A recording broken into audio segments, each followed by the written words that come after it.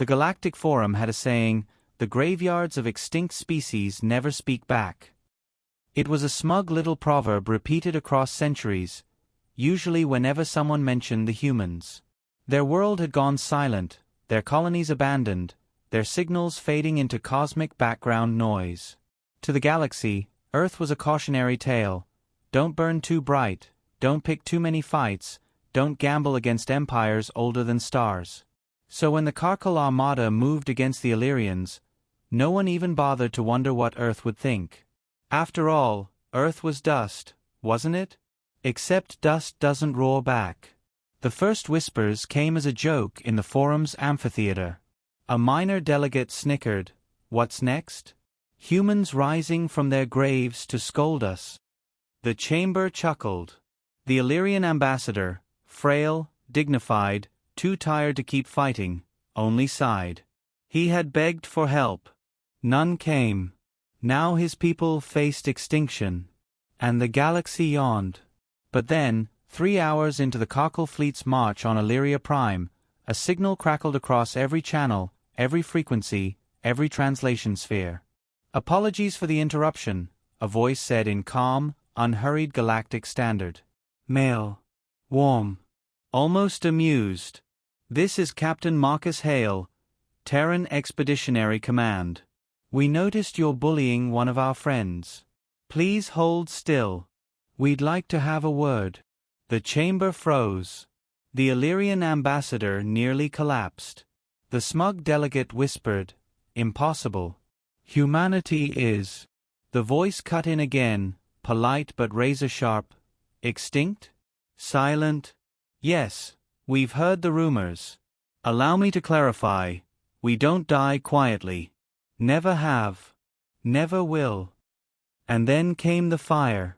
Above Illyria's skies, 20 ships decloaked, not clumsy freighters or aging cruisers, but sleek, angular vessels bristling with weapons no one had names for. They weren't painted in gaudy colors like Karkal warships. No banners. Just matte black hulls broken only by a single insignia, a white circle, blue sphere inside, green streak across it. Earth. The Karkal admiral laughed, briefly. "A handful of relics? This is your fleet." His voice crackled across open comms. "We command 500. "Of course you do," Hale's voice replied, cheerful, maddeningly polite. "You've brought an impressive bonfire. We've brought a fire extinguisher."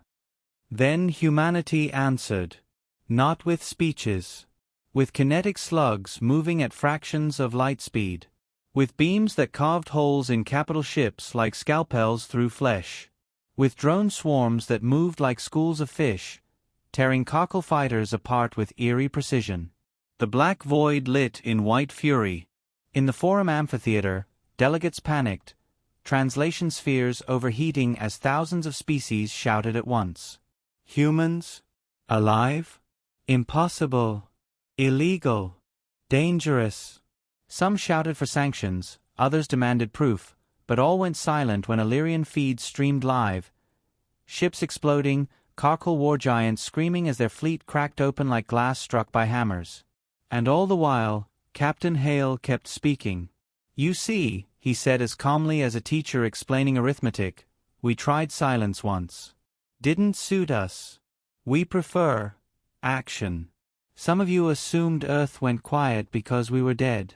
The truth is, well, we were just listening, watching, taking notes." One Cockle ship managed a desperate counterattack, lancing a beam toward an Earth vessel. It struck. The Terran ship staggered but did not break.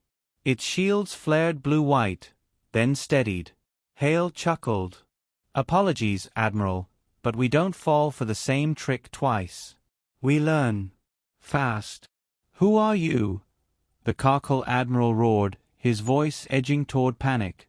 Hale's smile carried through the comms. "You could hear it. We're the species you wrote off.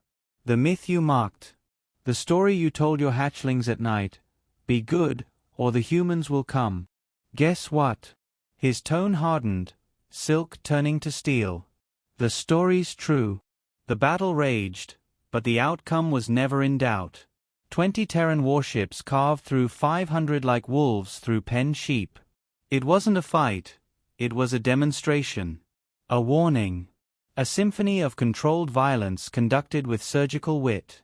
In the forum, an insectoid delegate whispered, horrified, They're not just fighting. They're teaching. And he was right. Every strike was precise, deliberate, crippling but not annihilating. The humans weren't wiping out the cockle. They were putting on a show. Showing the galaxy what Earth's silence had concealed. Patience, calculation, predators' restraint. Within hours, the once mighty cockle armada drifted in burning ruins above Illyria. Not destroyed, but shattered, spared enough to crawl home and spread the tale. Captain Hale opened comms one last time. Illyria stands. They are under our protection now. To the rest of you listening, take notes. Earth is not silent. Earth is not extinct. Earth endures. The forum chamber, usually a riot of voices, was silent. A million eyes turned to the Illyrian ambassador, who wept openly, not from grief this time, but from relief. The smug delegate, pale now, stammered, But if humans survived, why reveal yourselves now? As if on cue, Hale's voice returned, velvet over iron. Oh, we've been here all along. Quiet, yes. Waiting.